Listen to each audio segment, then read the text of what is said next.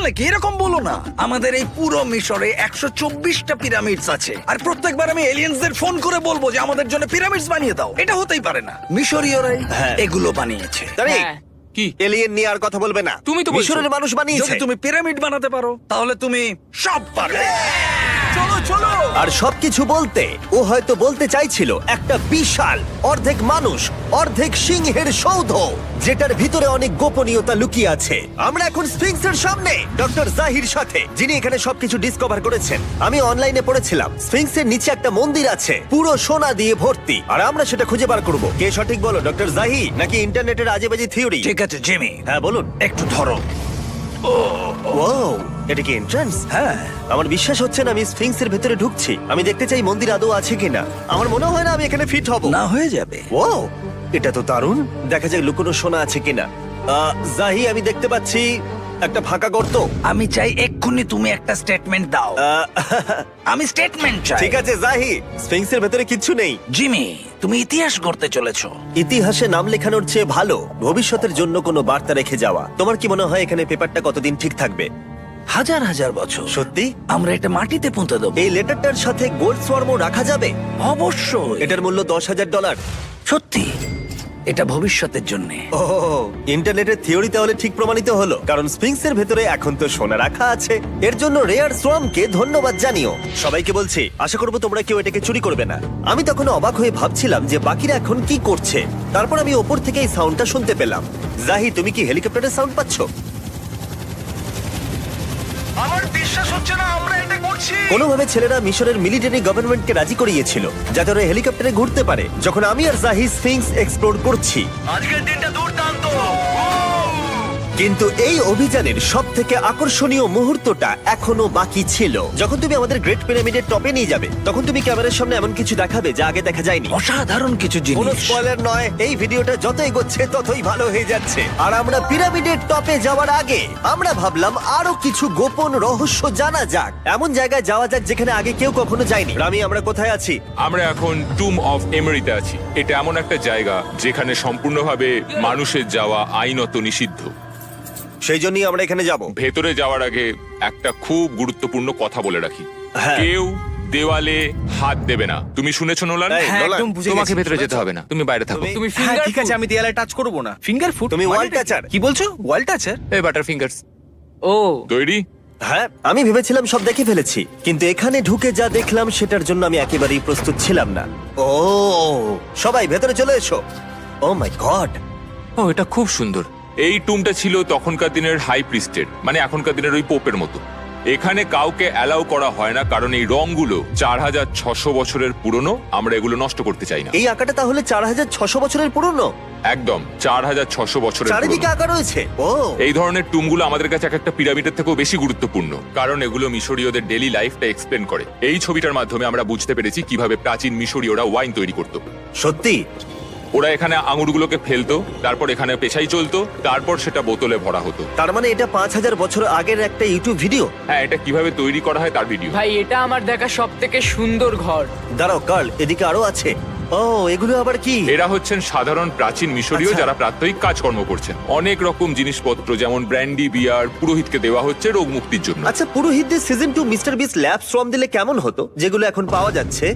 আমার মনে হয় ওদের সত্যিই খুব ভালো লাগতো। মিস্টার বিস ল্যাব শ্রম সিজন 2 এর গুঞ্জনের মতো মিশরে আমাদের চতুর্থ দিন সবেমাত্র শুরু হয়েছিল। আমরা আজকে শ্রমিকদের সমাধি দিয়ে শুরু করব আর একটা খনন কাজও করব। আজকের দিনটা দারুণ হবে, চলো একটু মজা করা যাক।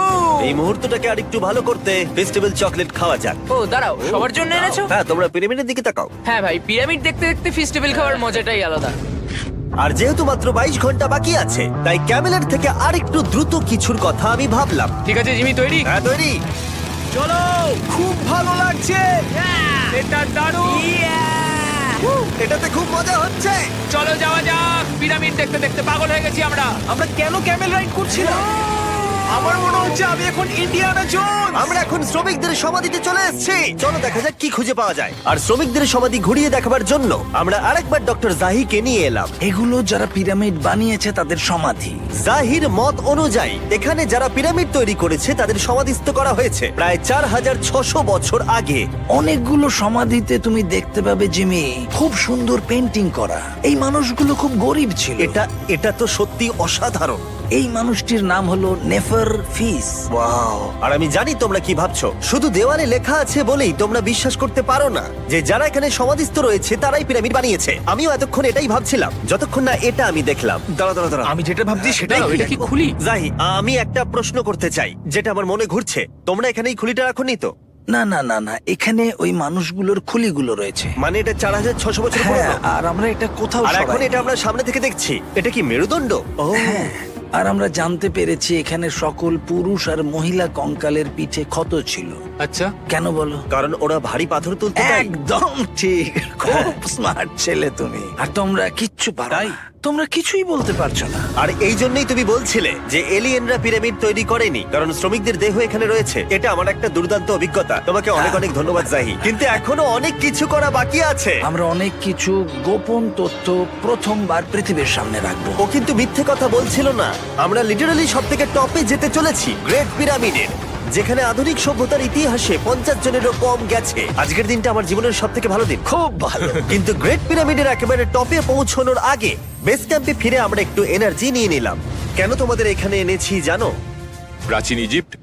তার থেকেও গুরুত্বপূর্ণ, সিজন 1 সোয়াম প্রায় শেষ হয়ে যাচ্ছে। যতগুলো সোয়াম আছে ততগুলো সোয়াম এখানে রাখা আছে। এই শেষবারের মতো তোমরা এগুলোকে দেখতে এগুলো পাচ্ছ। পৃথিবীর সবথেকে ভালো টয়, তাই না? আমি তোমার সন্তান আছে, হ্যাঁ, তোমার কি মনে হয় ওদের এগুলো পছন্দ হবে? মনে হয় এরপর ওরা শুধু এগুলো নিয়েই খেলা করবে। তোমাদের কালেকশনে এখনো কিছু মিস থাকলে এক্ষুনি কিনে নাও, কারণ এগুলো চলে গেলে আর পাবে না। ও, এটা তো দারুণ। তোমরা সোয়াম পেতে পারো ওয়ালমার্টে, টার্গেট অথবা ইউএস এর অ্যামাজনে, আর পুরো পৃথিবীর টপ টয় রিটেলারের কাছে। লাস্ট ব্যাচ সিজন 1 সোয়াম শেষ হয়ে যাচ্ছে, তাই তাড়াতাড়ি কিনে নাও পুরোপুরি চলে যাবার আগে।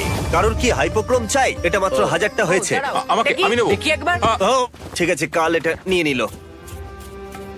আর যার জন্য সবাই এতক্ষণ আমরা অপেক্ষা করছিলাম, ফাইনালি এবার আমরা গ্রেট পিরামিডের টপে যাব। পিরামিডের ওই অংশ অব্দি আমরা যেতে চলেছি, দেখা যাক কি হয়। আর আমরা যাতে এই পুরো পিরামিডটাকে এক্সপ্লোর করতে পারি তাই আমাদের গাইডরা পরামর্শ দিল পিরামিডের সব থেকে উঁচু জায়গায় যাওয়ার আগে সবচেয়ে নিচু জায়গায় যাওয়ার, পিরামিডের কয়েকশো ফুট নিচে। কেন আমরা এই 300 ফুট গভীর টানেলের মধ্য দিয়ে নিচে যাচ্ছি? আরে তুমিই তো এইসব জায়গায় যেতে চাও যেখানে কেউ যেতেই চায় না। কেন ফেরাওরা ওঠার জন্য একটা সুন্দর সিঁড়ি তৈরি করেনি? কারণ তারা তাদের মমি আর ধনসম্পত্তি প্রোটেক্ট করবার জন্য এসব করেছে, এছাড়া আর কোনো কারণ 6 নেই। ফুট 5 ইঞ্চি হওয়ার জন্য আমার পিরামিডের এসে আফসোস হচ্ছে। হ্যাঁ ভাই, ঠিক বলেছো।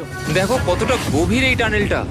কেন আমি এত লম্বা হলাম? প্লিজ বলে যে আমরা অর্ধেক রাস্তায় এসে গেছি। না, আমরা অর্ধেকটাও আসিনি। আরো মিথ্যে বলছিল না। এই টানেলটা এখনো কয়েকশো ফুট বাকি আছে, আর এই সরু পথ দিয়ে 1 ঘন্টা ধরে কষ্ট করে যাওয়ার পরে আমার হাঁটু জিমি, মনে হচ্ছে যেন আমাদের জ্যান্ত কবর দেওয়া হচ্ছে। আমরা ফাইনালি পৌঁছে গেলাম নিচে। ও কতক্ষণ পরে দাঁড়ালাম, পাগল হয়ে যাওয়া অস্বাভাবিক নয়। আমরা এই এতটা নিচে প্রায় 300 ফুট হামাগুড়ি দিয়ে এলাম। ওরে বাবা, আমার পাটা গেল, খুব ব্যথা করছে।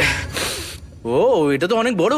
যখন আমরা প্রথম ডিসকভার করেছিলাম, যখন এখানে এলাম, এই এত বড় চেম্বারে এখানে একটা কিচ্ছু ছিল না। এটা খালি কেন রয়েছে? এটা একটা ফাঁদ। ওরা এত কষ্ট করে একটা ফাঁদ তৈরি করেছিল একদম, যাতে তুমি আরো খোঁজো। যে চেম্বার আমরা খুঁজে পেয়েছিলাম সেটা আসল ছিল। ওটাও একটা ফাঁদ ছিল। তার মানে খুফুর দেহ এখনো এখানে কোথাও থাকতেই পারে, পিরামিডের যে কোনো অংশে। এটা প্রমাণ করে যে পিরামিডগুলো মিশরের রাজাদের সমাধি হিসেবেই তৈরি করা হয়েছিল, আর এই জায়গাটা সমস্ত পিরামিডের মধ্যে গভীরতম অংশ। শোনো, আমি হতে চলেছি পিরামিডের সবথেকে গভীরে যাওয়া মানুষ। আমি এখন পিরামিডের সবথেকে লোয়েস্ট পয়েন্টে আছি। আর যেহেতু এখন আমরা পিরামিডের সব থেকে নিচু অংশে চলে এসেছি, তাই এবার যাব টপে। এখান থেকেই আরেকটা রাস্তা আমাদের নিয়ে গেল ওপরের দিকে, যেখানে আমরা দেখা করলাম ডক্টর জাহির সাথে, যে আমাদের পিরামিডের টপে নিয়ে যাবে। এখন তোমাদের মধ্যে যে কোনো 5 জন আমাদের সঙ্গে উপরে যেতে পারবে। মাত্র 5 জন? হ্যাঁ, 5 জন। কে তাহলে থাকবে? ঠিক আছে। Rock paper scissor shoot. Nolan, তোমাকে ছাড়া খারাপ লাগবে। আমি জিতে গেছি। আর সেখান থেকে আমরা গেলাম আবার সেই করিডোরে যেখান থেকে আমরা ডে 1-এ রাজার সমাধির কাছে গেছিলাম। আমরা শুরু করেছিলাম এই ভিডিওটা এখান দিয়ে নিচে গিয়ে, কিন্তু এই ভিডিওটা শেষ করব টপে হিডেন চেম্বারে গিয়ে। আর গত 5000 বছরে সর্বমোট 50 জনেরও কম মানুষ ওপরে গেছে। বলা হয়নি আমার উঁচু জায়গায় ভয় লাগে। এখন এসব বলে আর কোনো লাভ নেই। আর তোমাদের বলে রাখি, ওপরে ওঠাটা এতটাও সহজ নয়। ওই সিঁড়ি দিয়ে ওপরে উঠে আমাদের আরেকটা সরু প্যাসেজ দিয়ে যেতে হতো। এই চ্যালেঞ্জের শেষ ঘন্টায় আমরা পিরামিডের টপে উঠছি। এটা খুব কঠিন, খুব ভালো জিমি, খুব ভালো। আমি ভেবেছিলাম এটা সহজ হবে। এটা এখানে আবার কি? আমরা এখন 3 নম্বর চেম্বারে রয়েছি। নিচে আরো 2টো চেম্বার আছে, ও, কিন্তু আচ্ছা। সব থেকে ইম্পর্টেন্ট চেম্বার গুলো হলো 3, 4 আর 5। এবার রুম নাম্বার 4-এ যাব। ঠিক আছে, চলো উঠতে থাকি। ওকে চলো। 4 নম্বর চেম্বার। ও কার্ল, এটা একবার দেখো। দেখো, আমরা আর কিছুক্ষণের মধ্যেই পিরামিডের একেবারে টপে পৌঁছে যাব। এটা আমার সব থেকে প্রিয় ভিডিও হতে চলেছে। কত ভালো লাগছে তাই না, যে নোলান এখানে নেই। হ্যাঁ সত্যি আমার খুবই ভালো লাগছে। যাই হোক, চলো টপে যাওয়া যাক। চলো যাওয়া যাক। ও মাই গড, ও জাহি, হ্যাঁ তুমি এসব করো কি করে? সেটা বলতে পারবো না। আর এখন আমরা পৌঁছে গেছি পিরামিডের হাইয়েস্ট পয়েন্টে। আমরা পেরেছি চ্যান্ডলার। ও মাই গড, এখানে অনেক বাদুড় রয়েছে। জিমি ওইদিকে দেখো। এভাবে ভিডিওটা শেষ হবে আমি ভাবিনি। আর 2 মিনিট বাকি আছে আর আমাদেরকে অ্যাটাক করেছে। বাঁচাও! জেমে, এদিকে এসো। এগুলো একটা গ্যাং এর নাম যারা পিরামিডটা বানিয়েছিল। হ্যাভার মানে দল, সিমসু মানে বন্ধু, কার্তুস খোফু খোফু। এটার মানে একটা গ্রুপ, বন্ধু স্ল্যাশ গ্যাং, হ্যাঁ, কুকুর। কুকুর। আর এটা 4600 বছর আগে লেখা হয়েছিল। একদম। এই ভিডিও জুড়ে আমরা পিরামিডের উৎপত্তি সম্পর্কে যতটা সম্ভব শিখেছি, আর মিশরবিদরা যতটা সম্ভব প্রমাণ খুঁজে পেয়েছেন তা আমাদের দেখিয়েছেন। মিশরীয়রাই হ্যাঁ। এগুলো বানিয়েছে। শ্রমিকদের সমাধি থেকে শুরু করে পাশেই মানুষের হাড়গোড় পড়ে থাকা প্রমাণ করে দেয় যে পিরামিড মিশরীয়রাই তৈরি করেছে। আমরা স্ফিংসের নিচে গুপ্তধনের সন্ধানও করেছি, নিচে কোনো এলিয়েন নেই। গবেষকরাও এটা বলেছে যে এই গ্রাফিটি এবং দেওয়ালে এই চিত্রকলাগুলো প্রমাণ করে দেয় প্রাচীন মিশরীয়রা ফেরাওদের সমাধি হিসেবে এগুলো তৈরি করেছিল। আমাদের অভিযান এখানেই শেষ হলো। আমি জানি না কেন ইজিপ্ট আমাদের এসব করবার অনুমতি দিয়েছে, কিন্তু আমি খুবই কৃতজ্ঞ। এই কান্ট্রির জন্য অনেক বড় শাউট আউট, তোমরা খুবই ভালো আরো দেশ নতুন তৈরি নতুন করেছো। ভিডিও পেতে আমাদের চ্যানেলটিকে সাবস্ক্রাইব করুন। সমাধি